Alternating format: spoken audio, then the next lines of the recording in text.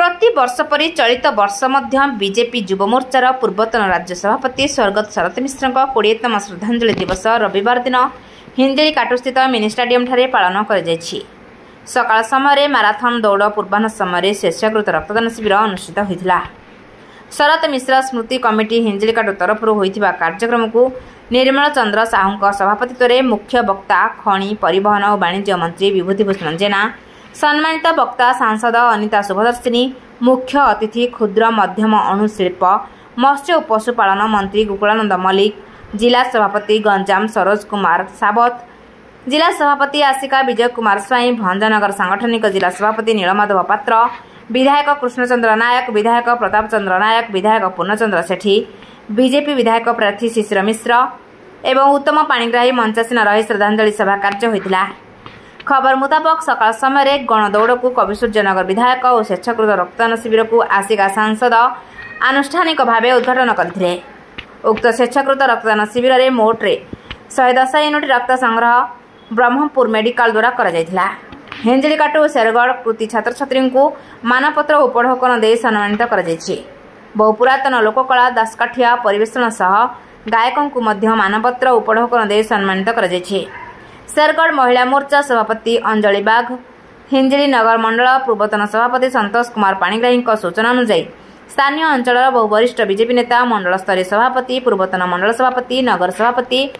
BJP महिला कर्मी सह बहु युवगोष्ठी रही बेले प्राय 2000 रु अधिक शरत प्रेमी माने उपस्थित थिले। स्मृति कमिटी भाईनागर 20तम शतवार्षिक उत्सव केमी आगक एवं आस्का सांगठनिक जिलार भारतीय जनता पार्टी कार्यालय को उद्घाटन करने ये परिप्रेक्षी में उपस्थित समस्त सांबादिक बंधु मान को शुभेच्छा सहित स्वागत जनाऊँगी। शरद भाईनागर जो प्रेरणा थिला से प्रेरणा कर आगक नेबा एवं जो तांकर कार्यशैली थिला आज युवक केमती प्रेरणा दे सामाजिक न्याय सहित समाज अवहेलित लोक मान केमिति मुख्य क्षेत्र जोड़िबा एवं संगठन को मजबूत करवा जो सब कार्यपथा को सरकार अवलंबन करते पाथ्य कर आज आम ओडिशा सरकार करिचु। आज सकाले पाखापाखि 250 युवक नहीं आम गणदौड़ करूँ कहीं आज समाज रे युवक मान मुख्य जहाँ भी भविष्य में करवा जो मान नहीं करवा ता सहित 11टारे कॉलेज पड़िया आमर स्मृति सभा होता से जिलार दुईटा मंत्री मोर बड़ भाई विभूत भाई एवं आम सदस्य गोकुलानंद मल्लिक जे कि मत्स्य पोषण मंत्री तत्संगे संगे आस्का सांसद मोर बड़ भौणी अनिता अपा, खलिकोट विधायक पूर्ण भाई एवं शरद भाई सान भाई शरद भाई विभिन्न प्रकार निर्वाचन मंडल आसीथिबा शरद भाई शुभेच्छक एवं भारतीय जनता पार्टी कार्यकर्ता समस्त गोटे मिलित उद्यम आज गोटे भल स्मृति सभा ये प्रमाणित है भाईना को ये अंचल लोक मैंने बहुत भल पाउले भाईनागर जो कार्यशैली थिला जो काम को से चाहूले ढंगरे करते जो समय भारतीय जनता पार्टी कौन स्थिति नाला से परिस्थिति से गंजाम जिला सहित ओडिशार भारतीय जनता पार्टी दायित्व नहीं दल केमती आगक नेबा एवं जो सामाजिक एवं आर्थिक स्थिति केमती बदल आनिबा आज निश्चित भाव पूरण होगा जाऊँचे कहीं प्रेरणा आम प्रेरित हो जिलूर 11टा विधायक सहित ओडिशा रे भारतीय जनता पार्टी शासन को आसी निश्चित भाव जो आशा थिला जो आकांक्षा थिला जे गंजाम जिलार लोक केमती आम आर्थिक दृष्टि सुदृढ़ करवा एवं सरकार मध्य पदक्षेप नहीं जेठी कलकारखाना करवा सामाजिक न्याय देवा निश्चित रूपे आम समस्ते गोटे सैनिक से कम को आगे बढ़े नेबार आज प्रतिश्रुति मत देचु एवं समस्त अनुरोध करी आज गंजाम जिले 11टा विधायक हेले कि गोटे स्वप्न साकार होनी हिंजिली निर्वाचन मंडल में आगामी दिन जिते आमको सुजोग मिल से सुजोग नहीं आम हिंजिली भारतीय जनता पार्टी विधायक प्रार्थी को आम जययुक्त कर संकल्प नहीं आगामी दिन में जिते आमको सुजोग मिल आम अहर परिश्रम करूँ एवं हिंजिलीवासी को जो न्याय देवार प्रक्रिया आरंभ करते शरद भाईना से प्रक्रिया को निश्चित भाव में पूर्ण करूँ ये आशा ये भरोसा नहीं आम आज ये श्रुति सभा संपादन करूँ ता सहित रक्तदान शिविर अनुष्ठित होता युव माने आग्रह सहित रक्तदान कले जहाँकि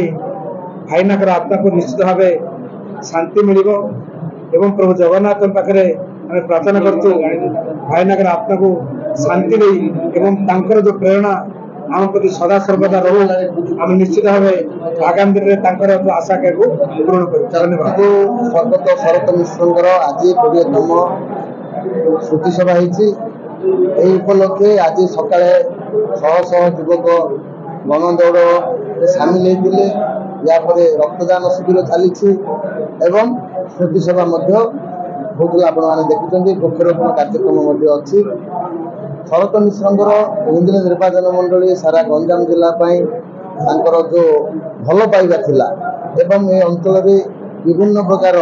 जो शोषित तलस्तर व्यक्ति अच्छा से अधिकार पाइबे एवं सामाजिक न्याय प्रतिष्ठा हे विभिन्न क्षेत्र में से जो चिंता करुले आम साकार करने आम योजना करूँ। आज आम जिला कार्यालय उद्घाटन होती जिला कार्यालय आम तृणमूल स्तर बूथ लेवल जो 5टा निर्वाचन मंडल अच्छी 3टा आम विधायक अच्छा 2टा विधायक सानकमुड़ी और हिंजिलिका को पराजित हो आगामी दिन में आम बूथ लेवल संगठन आरंभ करूँ पंचायत निर्वाचन में समस्त प्रार्थी को आम जितबू आगामी दिन में अंचल विधायक सांसद एवं विभिन्न प्रकार जनप्रतिनिधि निर्वाचित होते से कथा आज 20तम जो शरत भाईनागर श्राद्ध दिवस होती आज से आम संकल्प करूँ आगामी दिन में आशा पूर्ण करने आम मिलमिशि समस्ते स्नेह श्रद्धा आदर सहित ये कार्यक्रम को आगे नेबू एवं सफल आमर प्रिय शरद भाईना स्वर्गत शरद मिश्र जे कि बीजेपी युव मोर्चा राज्य सभापति थे डायनामिक यूथ लीडर ये हिंजिली माटीर पुओ जे हिंजिली माटी के भल पाउथुले गंजाम को भल पाउथुले तांकर आज 20तम 20तम श्राद्धवार्षिकी ताको बहुत हिंजिलीवासी और गंजाम भाई भौन माने ये मिनी स्टाडियम हजार हजार संख्यार आसी ये श्राद्धोत्सव पालन कर स्मृति मन पकई मु राज्य बीजेपी तरफ से निकट कृतज्ञता ज्ञापन कर विशेष भाव में मंत्री विभूति भूषण जेना गोकुलानंद मल्लिक सांसद अनिता सुभदर्शिनी सान भाई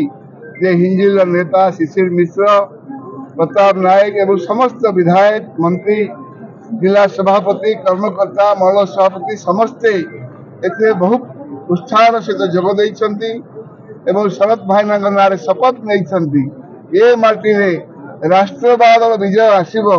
ये हूँ आगामी दिन आम वार्ता यही अवसर में गोटे माराथन कराइला गोटे ब्लड डोनेशन प्रोग्राम होती जो शताधिक